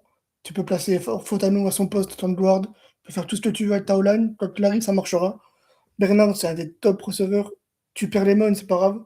Tu prends jamais Bernard. Bon, il est moins fort, mais il va jouer en NFL. Il aura un rôle dans ton équipe. C'est très bien. Drew Allard, alors, je sais que beaucoup ne l'aiment pas, mais Aaron Rodgers va signer, mais ça reste un mec que tu peux développer correctement de part, parce que pour le coup, il a les tools, hein, les fameux tools, il les a. Énorme bras, gros physique. Maintenant, il y a des choses à travailler techniquement, dans la prise de décision. Ça reste, je pense que c'est un talentueux, c'est pas un top joueur, c'est un talentueux. C'est un mec qui a des choses qu'on s'apprend pas en NFL, en fait. T'apprends pas à un mec d'avoir un gros bras, t'apprends pas à un mec de faire 6-5. Le droit là a du talent. Maintenant, si t'as le temps de le développer, c'est très bien. T'as pas le temps, c'est un pic raté, parce que au R3, t'as mieux à faire. On se le dit, pour les Steelers. Et Dunker, le boss, le roi du monde, le meilleur mulet du monde, un roi avec un mulet avec une moustache. Enfin, pourquoi ils sont beaux aux Steelers, j'en ai marre, ça me saoule. Elvin a dit, je ne le veux surtout pas dans mon franchise parce qu'il va piquer toutes les nanas de tous les mecs. Elle va surtout protéger tout le monde, quoi. Non, vraiment, c'est un excellent pick. Je pense qu'il sera guard en NFL. Mais ce sera pas juste un bon guard. Hein. Ça peut être un top guard pendant longtemps, Dunker. T'as que correct à Iowa. Et encore une fois, à Iowa, t'apprends pas à comment former une O-line. Je pense que c'est peut-être la meilleure fac pour les O-line à Iowa. Tu formes des bons gars, tu formes des vrais joueurs de foot. Et Dunker fera une top carrière en NFL persuadé. La chanteuse Washington, ben, comme elle a dit, est en prison, donc on s'en fout. Non, plus sérieusement, special teamer en numéro 1 priorité. Et que tu peux utiliser sur certains packages, je pense. Parce que la room des Steelers, c'est pas énorme, tant que receveur. Même si je pense que les starters sont les Jamal Cash, Pittman et Bernard. Je pense que ce sera les 3 starters, mais ta blessure, tu feras jouer Washington, pourquoi pas. Et Nowakowski, fullback tight end, je pense qu'il jouera fullback. Ils ont perdu le frère Hayward aux Raiders. Il sera sûrement fullback parce que dans le tight end d'avant, t'as Pat Freiermuth. Et le titan colossal, Denzel Washington, Denzel. Ouais, C'est Washington, c'est Darnell, hein, mais ouais, le ouais, bestiau que c'est, lui, il me fait toujours délirer. il fait Lui. 6'32, enfin, c'est trop bien. Incroyable. Oh, la Et bête. Robert Spears, je l'ai pas vu. Et Eliad Elrach, à ce moment-là, pourquoi pas. C'est un petit pari, mais ça met, tu peux jouer receveur, running back. Quand des qualités à faire valoir. Après, est-ce que ces qualités vont se retranscrire en NFL, je sais pas. Parce qu'il joue à. C'est Navy ou Army, lui? Navy, hein. Ouais, Navy, c'est particulier, tu vois, les équipes Army, Navy, Air Force. Si de l'armée, c'est particulier comme style de jeu, mais c'est un mec qui a fait des stats en CFB, c'est pas rien, hein. C'est un mec Non, qui a non, mais bien joué sûr. au niveau de football, hein. C'est un mec qui aura un rôle. Le, Teamer, je sais pas, ou le peut-être pas seul Kane truc, en tant que receiving back, sûrement, je pense, mais le non, ouais, seul truc, le seul truc quand tu sors de Navy et Army, c'est que tu peux être appelé à tout moment, puis tu dois quitter ton équipe mais je à pense, je tout pense que moment t'as. Bah, si tu j'ose pars en espérer guerre, que quoi. si ton NFL t'es drafté, tu vas plus à l'armée. Ah ben, si t'es rappelé, tu es obligé d'y aller, hein, donc t'as pas trop le choix. Hein. C'est déjà arrivé, hein. C'est déjà arrivé. Ah, puis vu le Bref, président, ouais, faut y aller. ouais, ouais, voilà, ouais, ouais. Bon choix. Euh, Ryan, j'ai hâte d'avoir ton avis sur la draft des Steelers. On sait qu'ils ont drafté un de tes chouchous au pic numéro 1, mais j'ai hâte d'avoir vraiment tout ton avis sur cette draft. Ils ont 2 chouchous pour ça, rien. Ouais, deux chouchous, ouais. Bah écoute, selon les jours où je me lève, ça oscille entre un A- et un B+. Donc en fait, on est vraiment entre la note Twitter, Insta et la vôtre. C'est comme je te dis, c'est selon les jours. Si je suis de bonne humeur, c'est un A-. Si je suis levé du pied gauche, ce sera un B+. Mais dans tous les cas, c'est une draft qui est excellente pour moi. C'est une excellente draft qui est gâchée par les pics, selon moi, hein, Drew Allard et surtout Dalen Everett. Ouais, les deux là, l'enchaînement des deux là, c'est vraiment ce qui gâche on va dire leur excellente draft, on va dire. Voilà, ouais. Pour moi, oui. Surtout Dalen Everett, plus que Drew Allard. Drew Allard, c'est surtout le spot où ils sont allés le chercher. Maintenant, c'est comme d'habitude avec les QB. Faut s'attendre à ce que ce soit pris beaucoup trop haut si les mecs l'aiment parce qu'il y a la position value et qu'ils veulent pas se le faire voler, tout ça. Je trouve quand même que Drew Allard, c'est bien trop tôt et que s'il voulait partir sur ce délire-là, bah attends mon gars, et si Drew Allard il se fait pique, et bah t'as un Sawyer Robertson qui est dans le même moule et qui, à mon sens, a les mêmes choses à travailler et a les mêmes qualités, tu vois. Ils ont drafté un Will Howard l'année dernière aussi, faut pas l'oublier non plus, quoi. Donc Bien sûr, bien voilà. sûr. Après, la chose qu'il faut leur redonner et qui peut aller dans leur sens, c'est que pour l'instant, Aaron Rodgers a toujours pas signé. Donc en fait, là, ton quarterback titulaire, c'est Mason Rudolph. Et dans ta room, tu as Mason Rudolph ou Will Howard. Donc ça peut aussi comprendre le fait que tu ailles chercher un QB que vraiment tu aimes beaucoup plus tôt. Mais ouais, le fait qu'ils aillent le chercher comme ça au 3e tour, moi, ça me. Mais encore, tu vois, ça, je peux l'accepter. J'ai beaucoup fait chier Lox à propos de Drew Allard l'année dernière quand tout le monde s'enflammait à le voir partir top 3 de la draft. Là, écoute, tu vas le chercher au 3e tour. J'ai un peu moins de soucis avec ça. Oui, il y a des choses à travailler, mais je l'entends.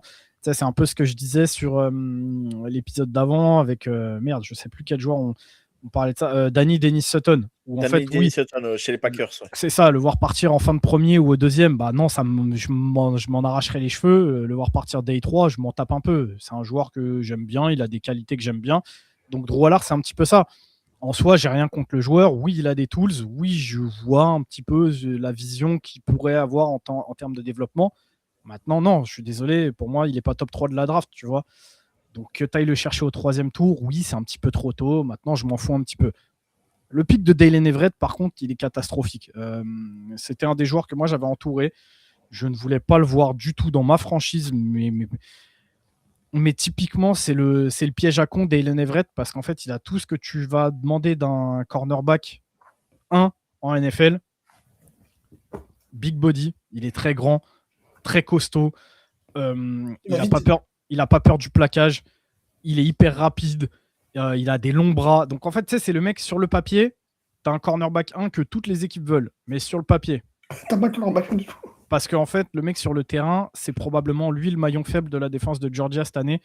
Il est catastrophique. En fait, vu qu'il sait qu'il est grand, qu'il est costaud et qu'il va vite, je pense qu'il n'a pas bossé comme il aurait dû techniquement et qu'en fait, il laisse trop de largesse au receveur adverse de pouvoir se libérer parce qu'il se dit ouais, c'est tranquille, de toute façon, si le QB il lui jette, moi j'ai la vitesse, je vais aller contester la balle et tout. Sauf qu'en fait, littéralement 100% des ballons, c'est ça, c'est un receveur qui est wide open. Et soit Everett te sort un jeu de dingue où il revient comme un ouf et il réussit à typer la balle ou quoi, tu vois. Et en fait, là, le consensus te dit waouh, c'est extraordinaire, regarde sa closing speed, comment il est fort. Sauf que le problème, c'est qu'il l'a laissé tout seul. Et genre vraiment tout seul. Et ça, en NFL, ça pardonne pas. En NFL, tu laisses 1 yard, les QB vont t'allumer. Et ils vont zipper la balle et le receveur, il va catcher, tu vois. Donc, j'ai des vrais soucis avec ça. C'est un vrai projet. La seule chose, en fait, que je peux accorder aux Steelers, c'est de me dire qu'en fait, dans leur room de corner, ils ont déjà du monde. C'est ce que je me dis aussi, ouais. C'est déjà 7. Et en fait, bah, du coup, ils vont pouvoir lui apprendre. Tu vois, ça va vraiment être un joueur projet. Pour autant, ça en fait pas un bon pick. Je déteste ce pick, je déteste ce joueur. Donc forcément, ça tire vraiment la draft vers le bas. Maintenant, quand tu regardes le reste, c'est solide. Hein. C'est solide. J'ai 3 A+. Entre... Et on répète, c'est la première draft de McCarthy qu'on connaissait aux Dallas Cowboys, mais c'est la première draft chez les Steelers. Il faut le dire aussi. Hein. Ouais, mais ça reste. Je crois que c'est le même GM et en vrai, ça bosse bien. Hein. Déjà, les années passées, ils font des drafts très solides, hein, les Steelers. Même sous Mike Tomlin, ça draftait bien, tu vois. Mais là, ouais, non, vraiment, Maxi Enachor, pour moi, c'est un A+. C'était mon deuxième tackle sur le board. Il le récupère en 21. En plus, comme l'a dit Lox, ça va leur permettre de déjà le laisser à sa place en termes de tackle droit, pas de le faire bouger à gauche ou je sais pas quoi. Potentiellement, ça va te permettre de foutre Fautanu soit en tackle gauche, soit à sa meilleure position, qui selon moi serait de guard, si Broderick Jones revient bien de blessure. Donc Broderick Jones récupère le poste de tackle gauche et Fautanu passe soit left guard, soit right guard. Et pour moi, il va être excellent. Et là, on a vraiment un pro bowler annoncé si Fautanu joue à ce poste-là. Donc déjà, ça va te faire rehausser ta O-line directement. Jeremy Bernard, comme l'a dit Lox, excellentissime. Alors oui, t'as pas Mackay Lemon, mais là, en termes de rôle, il tombe dans le fit parfait. C'est-à-dire que tu as déjà Michael Pittman et DK Metcalf. Ouais. Pour jouer sur les deux extérieurs. Donc ça te laisse le slot à Jeremy Bernard et c'est là qu'il cook le mieux. Donc là, en fait, le mec qui va prendre le poste de QB, tu as 3 vraies cibles dangereuses. Très bon, alors sauf pour DK Metcalf, c'est pas un très bon route runner, mais Metcalf a d'autres qualités. Mais donc tu as un petit peu tous les profils possibles pour t'amuser. Tu as une ligne offensive qui va être béton. Le 3e pick A+, c'est Gennings Dunker. Pareil, moi je l'avais dans mon top 3 des meilleurs guards de la QV. Comme l'a dit Lox, il jouait tackle droit à Iowa. C'était pas un tackle correct, hein, c'était un très bon tackle, mais on voyait qu'il serait limité en NFL face au edge rusher s'il jouait tackle. Donc je pense vraiment qu'en guard, là aussi, on a un plafond potentiel de pro bowler. Maintenant, est-ce qu'il est capable de jouer à gauche? J'en sais rien. Je serais plutôt d'avis de le laisser à droite, vu que c'est là qu'il a déjà ses repères, tu vois, au niveau de son footwork, vu qu'il a joué toute sa carrière à droite. Je le laisserai à droite. Mais donc, en fait, ça te permettrait d'avoir à droite mon top 3 guard, mon top 2 tackle, et de foutre Fautanu en guard de gauche, ou comme je l'ai dit, pour moi, en guard, tu as un pro bowler assuré qui vient de te sortir une saison incroyable au poste de tackle. Donc, vraiment, ta ligne, elle peut être élite. Et on sait qu'en NFL, c'est très important d'avoir ce genre d'assurance-là, tu vois. D'autant plus quand tu veux bosser avec des jeunes QB ou avec un QB vétéran, mais qui commence à être âgé. Mais que par contre, si tu lui laisses du temps, là, je te dis, hein, Rodgers, tu le fais venir derrière une ligne comme ça, qui lui donne du temps avec 3 cibles du calibre de Metcalf, Pittman et Jeremy Bernard, à mon pote, va falloir se lever. Hein. Il a rarement eu ces cibles-là auparavant. Hein. Va vraiment falloir se lever pour aller les jouer. Donc, c'est excellent. Tu vois, pour moi, quand sur tes 5 choix, tes 5 premiers choix, tu as 3 à plus, bah, mon gars, ta draft, elle est conditionnée à être excellente. Ensuite, on ne s'arrête pas là.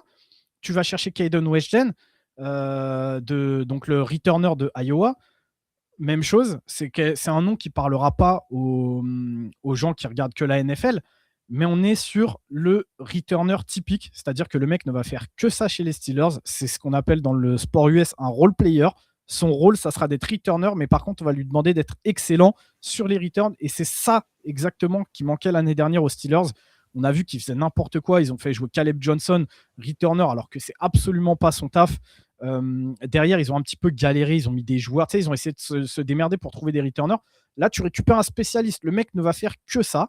Il a les capacités pour le faire. Je ne sais pas si vous vous rappelez de Ryan Switzer, le petit returner blanc-bec, où avec Guillaume, on disait ouais, c'est Jérémy Volo, c'est notre pote, tu vois, qui joue au flash. Mais parce que c'était ça, c'était un petit slot blanc qui faisait que des returns, qui avait du feu dans les jambes et qui était excellent. Et bah, Wedgen, c'est ça. Il ne va faire que ça. Et on va lui demander qu'il le fasse excellemment bien, puisqu'il n'aura que ça à faire. Mais en fait, ça te retire une épine du pied. L'année dernière, tu n'avais pas de return. Là, tu vas récupérer un des tout meilleurs returners du college football. Bah, tant mieux. C'est excellent, tu vois. Novakovsky, on en parlait sur un autre épisode avec Bredesen, de ce rôle de tight end fullback qui te libère une place dans l'effectif. Novakovsky, c'est ça. Il a été extrêmement important dans le titre d'Indiana. On ne se rend peut-être pas compte, mais vraiment, ce joueur, c'est l'archétype du soldat, du Romal qui fait tout et n'importe quoi tant que tu lui demandes de le faire. Et tu vois, Lox disait il jouera sûrement que fullback, mais c'est même pas sûr parce que on sait, les Steelers, ils aimaient bien jouer avec 2 tight ends, machin. C'est 2 tight ends qui sont très complémentaires, Darnell Washington et Fryer Moore, sauf que derrière, tu n'as plus personne. Hein. C'est-à-dire que là, si tu as une blessure au poste de tight end, bah en fait, tu auras en titulaire JJ Galbraith. Le mec, je ne sais pas du tout qui c'est en tight end numéro 3. Donc, il y a un monde où Novakovsky va pouvoir prendre des reps en tight end. Hein. Sur le terrain, ce sera le tight end 3, tu vois. Donc, excellente value. Gabriel Rubio, à ce moment-là, excellente value aussi. C'est un D-end de front 3, donc defensive tackle. D-end, parfait. Il rentre exactement dans ce que font la défense des Steelers. Ce sera une option de rotation à développer, je pense, mais il rentrera vraiment dans cette rotation. Derrière, bah, tu vois, là, actuellement, leur titulaire, c'est l'ancien Cameron Hayward, qui veut pas s'arrêter, vieux père. Et ils ont pris Derrick Harmon l'année dernière, qui faisait un très très bon début de saison avant de se blesser. Là, ils ont fait venir Sébastien Joseph Day, qui va remplir ce rôle de DN numéro 3, qui va tourner avec les titulaires. Et en fait, derrière, tu as potentiellement Gabriel Rubio qui va pouvoir, sur les matchs faciles, venir toucher un petit peu le terrain, tout ça, mais qui va pouvoir commencer à apprendre. Donc, c'est excellent. Robert Spears-Jennings, à ce moment-là, c'est très correct. J'ai mis un B. Et enfin, tu as Eli Heidenreich, le running back / receveur de Navy. Où, bah, même là, j'ai mis un B+. Alors, tu peux avoir des doutes quant à son niveau réel, surtout quand le consensus nous matraque que c'est le nouveau Christian McCaffrey. Il s'agirait de doser, les gars. Mais par contre, le gamin a des vraies qualités et c'est un profil qu'il n'y a pas dans cette room de running back des Steelers. Là, actuellement, ils ont Jaylen Warren, qui est un peu un running back qui est assez léger, mais qui est assez complet, tu vois. Ensuite, tu as récupéré un Rico Dowdle qui est un petit peu plus rentre dedans, qui aime porter la balle, qui aime le contact, tu vois, un petit peu plus power back. Caleb Johnson, c'est un peu le même profil que Dowdle, tu vois, un petit peu plus power back, qui n'a pas forcément les meilleures mains, tout ça. Mais par contre, Heidenreich, comme on le disait, c'est un running back / receveur. Il a joué receveur vraiment, donc en fait, à la réception, c'est une menace que tu n'as pas forcément en dehors de Jaylen Warren. Donc potentiellement, et encore une fois, il faut penser à ça quand tu fais ton effectif. Là, si demain Jaylen Warren se blesse, ton titulaire, c'est Rico Dowdle, mais est-ce qu'il a les mêmes capacités à la réception et balle en main qu'un Heidenreich? Je ne suis pas sûr. Donc en fait, ça te permettrait potentiellement, si blessure de Warren il y a, d'avoir quand même ton running back 3, tu vois, ton third down back, qui peut te faire ça dans ton effectif. C'est des choses à penser, c'est des choses qui doivent être réfléchies mûrement. Et en fait, ça a été fait intelligemment aux Steelers et c'est excellent. Avoir ce genre de value-là avec ton dernier choix de la draft, c'est excellent. Et donc vraiment, tu me retires le pic là de Drew Allard et de Dalen Everett. il y a un monde où c'est une draft que je peux mettre en A, voire A+, tu vois. Maintenant, Drew Allard réussit à être formé par McCarthy. Attention. On est sur une draft A+. Non, mais bien sûr. Même avec le pic de Dalen Everett. Par contre, Drew Allard fait pas une bonne carrière, ça reste 2 pics ratés, donc on est plus sur un B+. Mais la draft des Steelers, elle est excellentissime. Moi, j'ai kiffé, j'ai surkiffé. Ils vont pas être drôles à jouer cette année. Hein. Comme d'hab, ça se motive, ça, donc, Ouais, non, mais l'année dernière, il y avait si quand même des trous. Ouais, Vas-y, mais si Ryan. McCarthy trouve son QB, je te confirme. Parce que C'est McCarthy, Roger pareil, Trevor, il va arriver, il revient. on peut taper sur McCarthy. Moi, c'est vraiment un coach que j'aime pas énormément. Mais par contre, il a toujours eu des offenses qui tournent et qui tournent vraiment. Exactement. Maintenant, je me dis que si les Steelers y continuent, parce qu'on a vu que leur défense, elle a toujours été solide sous Mike Tomlin, est-ce que le nouveau corps d'Odef sera capable de maintenir ce niveau-là? En tout cas, il a les joueurs. Les autres années, on a vu que leur défense, elle tournait et elle a toujours tourné. Il y a du monde, il y a de la rotation. Donc, tu te dis juste que si la défense continue à tourner de la même manière, mais par contre que leur attaque, elle tourne comme une attaque de McCarthy, ouais, il y a moyen qu'ils ne soient pas drôles, ouais. Cette année ou l'année prochaine, il y a moyen que vraiment les Steelers ne soient pas drôles du tout, tu vois. En tout cas, ils avaient l'attaque qui patinait un petit peu la saison dernière. Là, ils se donnent les moyens vraiment d'y arriver, hein, de laisser le temps au quarterback, d'avoir une room de running back avec Rico Dodell qui vient de renforcer en plus le truc, qui est vraiment fort. Là, Jamie Bernard, pour moi, c'est mon pic coup de cœur aussi. Voilà, franchement, pour moi, ils ont quasiment tout fait bien, à part l'enchaînement de Drew Allard et Dalen Everett, mais ça se trouve, l'avenir nous fera mentir et ça sera positif, quoi. Donc, c'est ça. Même Dalen Everett, hein, parce que si tu as un coach qui réussit à le faire bosser techniquement et qu'en fait, il arrête de laisser 10 yards à ses receveurs, que allez, les 10 yards, il va t'en laisser 5 maintenant, bah ouais, avec ses capacités athlétiques, ça peut devenir un joueur bien plus dangereux, tu vois. Et puis, comme on l'a dit, le truc, c'est que chez les Steelers, il ne sera pas cornerback 1. Dans tous les cas, ce sera Joey Porter, tu vois. Ils ont récupéré Jamel Dean, donc normalement, ce sera même pas le cornerback 2. Donc ouais, si tu réussis à le faire bosser et s'améliorer, moi, je n'y crois pas. Mais si tu réussis, bah bravo, quoi. Tu sais comme c'est, les mecs vont lui parler et vont lui dire faut que tu arrêtes tes conneries et maintenant que tu nous écoutes, est-ce que tu veux vraiment être un cornerback en NFL, va falloir que tu fasses ça. Bon, après, c'est un mec de Georgia, hein, c'est des gogos. Voilà, il y a un monde où ils les écoutent pas. Il y a un monde où je suis le meilleur, le plus beau du monde, donc bref. Très bien. Bon, je pense qu'on a été complet. Lox, si tu veux rajouter quelque chose, vas-y, mon Lox. Juste sur Drew Allard, une petite polémique au moment de sa draft, avec la casquette des Steelers. Il avait du mal à la mettre. Parce que pour ceux qui ne savent pas, Drew Allard est né près de Cleveland. Drew Allard est un fan des Browns depuis tout petit. Sa famille allait au match. Et quand on sait la rivalité Browns-Steelers, il a eu un peu de mal à mettre la casquette. Donc c'est dommage pour lui d'être filmé dans cette situation parce que c'est un peu, on va dire, pas égoïste, mais un peu enfant daté. T'es en NFL, t'es drafté plus haut que prévu. Profite, ok, c'est les Steelers, t'es pas fan de la franchise. T'es pro, t'es joueur de NFL, t'es aux Steelers, boss, fais ce que t'as à faire. Et ouais, je suis déçu de. Moi, ça, j'ai jamais compris ce délire-là. Hein. Moi, je suis le plus gros fan de Washington. Hein. Demain, Washington passe sur moi et c'est les Cowboys qui me draftent. Tu vas dessus, hein. Tiens, Washington, la casquette des Cowboys, je vais la mettre, je vais être bien fier et tu vas voir si je vais pas éclater Washington. C'est le tournant de ta vie, sans doute. Donc, bien sûr que tu dois être content. Tu vois la réflexion qu'a fait Cassius Howell par rapport à Casey. À Kansas City? Ah bah là, lui, il nous en travers là. Et franchement, je serais pas étonné qu'il vous fasse l'enfer sur votre match. Parce qu'en plus, lui, c'est sûr. Toi, tu as vu les matchs, Joe, hein, quand il joue avec la rage, il est en meilleur. Et je serais pas étonné qu'à un moment, il vous fasse du sale dans sa carrière. C'est pareil, Boston, t'es dégoûté. T'es pas pris first round. C'est possible. Tant mieux, allez. Tant mieux, tu vois, c'est une question de caractère, tu vois.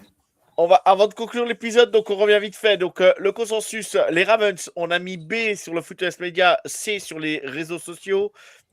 Du côté des Bengals, c'est B+ pour nous et B pour les réseaux sociaux. Du côté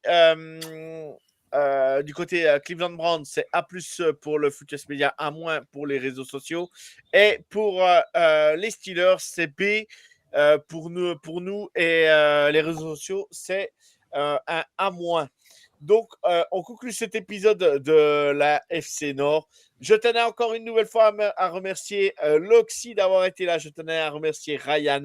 N'hésitez pas à nous mettre des étoiles sur les applications de podcast. N'hésitez pas à nous commenter, à liker, à vous abonner aux chaînes Le Foot US Media. Le Foot US Media est le nouveau média à suivre dans le football, dans l'univers du foot français. Voilà, merci Ryan, The Trick Play, Ryan Scoot.